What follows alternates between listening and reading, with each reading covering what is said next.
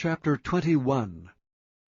Then came David to Nob, to Ahimelech the priest. And Ahimelech was afraid at the meeting of David, and said unto him, Why art thou alone, and no man with thee? And David said unto Ahimelech the priest, The king hath commanded me a business, and hath said unto me, Let no man know anything of the business whereabout I send thee, and what I have commanded thee. And I have appointed my servants to such and such a place.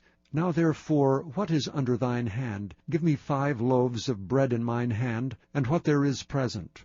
And the priest answered David and said, There is no common bread under mine hand, but there is hallowed bread, if the young men have kept themselves at least from women. And David answered the priest and said unto him, Of a truth women have been kept from us about these 3 days, since I came out, and the vessels of the young men are holy, and the bread is in a manner common, yea, though it were sanctified this day in the vessel. So the priest gave him hallowed bread, for there was no bread there but the showbread, but was taken from before the Lord, to put hot bread in the day when it was taken away. Now a certain man of the servants of Saul was there that day, detained before the Lord, and his name was Doeg an Edomite, the chiefest of the herdsmen that belonged to Saul.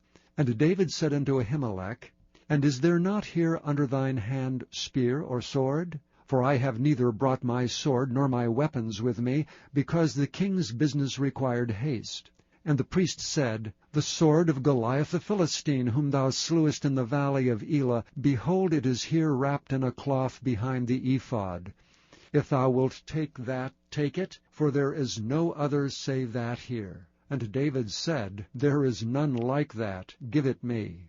And David arose and fled that day for fear of Saul, and went to Achish the king of Gath. And the servants of Achish said unto him, Is not this David the king of the land? Did they not sing one to another of him in dances, saying, Saul hath slain his thousands, and David his 10,000s?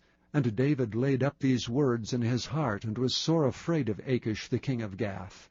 And he changed his behavior before them, and feigned himself mad in their hands, and scrabbled on the doors of the gate, and let his spittle fall down upon his beard.